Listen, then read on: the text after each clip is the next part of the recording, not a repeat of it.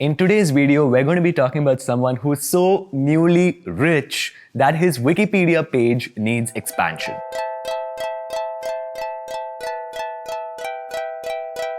Hey, how's it going? Welcome back to my channel. This is Pradeep and you're watching Vlog of Note. In this video, we're going to be talking about 3 takeaways from the life of Gautam Adani, the world's second richest man who has a fortune of over $150 billion. Let's get started. Now, first of all, we need to talk about who Gautam Adani actually is. Let's compare him to Mukesh Ambani. Most people around the world, at least in the financial world, know Mukesh Ambani. He is the chairman and managing director of Reliance Industries, a diversified Indian conglomerate which extends from petrol over to telecom. He's been rich for so many years. He's been at the top of the India rich list and the Asia rich list that most people around the world know him as that Indian rich guy. Now, Mukesh Ambani is not Gautam Adani.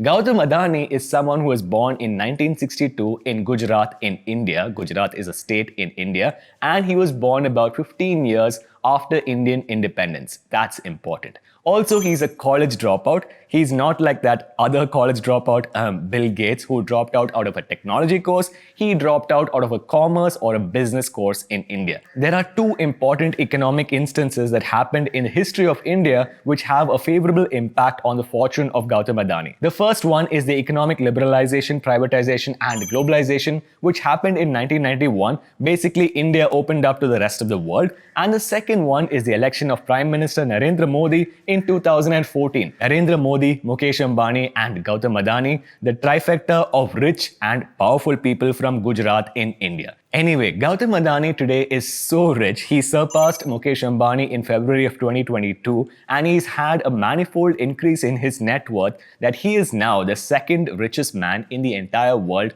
only behind tech billionaire Elon Musk.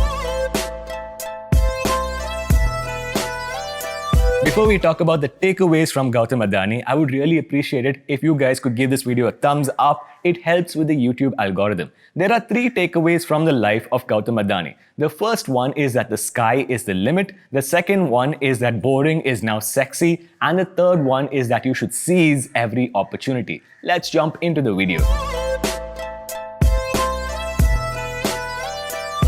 The first takeaway from the life of Gautam Adani is that the sky is the limit. Now, this is something that I mean literally when I talk about Gautam Adani. You know Mukesh Ambani, we spoke about him at the start of this video. Well, he was born rich. He is the son of Dhirubhai Ambani, the founder of Reliance Industries and one of India's most iconic businessmen. He was basically born with a boatload of cash, and no offense to him, he has definitely done a lot to increase that boatload of cash, but he is not the same as Gautam Adani. Gautam Adani is the son of a medium-sized textile businessman in India and definitely was not born with a silver spoon in his mouth. To get a sense of how rich Gautam Adani exactly is, let me ask you a question. What kind of wealth do you aspire to in your entire life? Do you aspire to $50 million, $100 million, or $200 million? Well, in the last 1 year alone, Gautam Adani saw his net worth increase by $200 million every single day. How did he do this? Well, the several listed companies that he owns that are listed on the Indian stock market have seen their value go up several fold in the last 3 years. At the start of this section, we spoke about the sky being the limit for Gautam Adani. One of his companies, Adani Green Energy, has in fact bagged the world's largest solar power tender from the Solar Power Authority in India, and it's going to produce about 5,000 megawatts. Adani Green Energy actually has ambitions to become the world's largest renewable company by 2030. India has something I'd like to call the Amazon effect, basically where 1.5 billion people, so everything we do, including business, is magnified 1.5 billion times and automatically becomes one of the biggest in the world.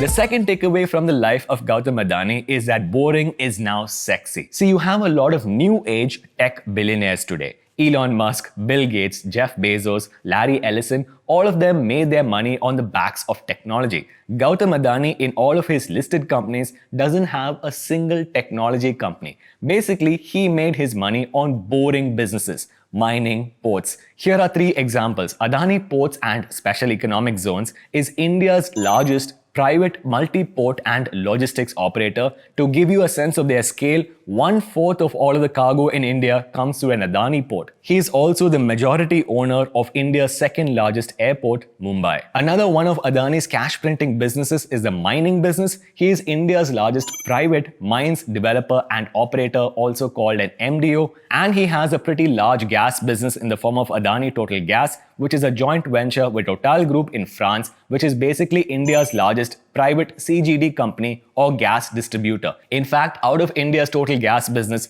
25% is consumed by households and small businesses like you and me, and therefore Adani controls a major chunk of that market. All of these seemingly quote-unquote boring businesses make Adani's fortune super sexy.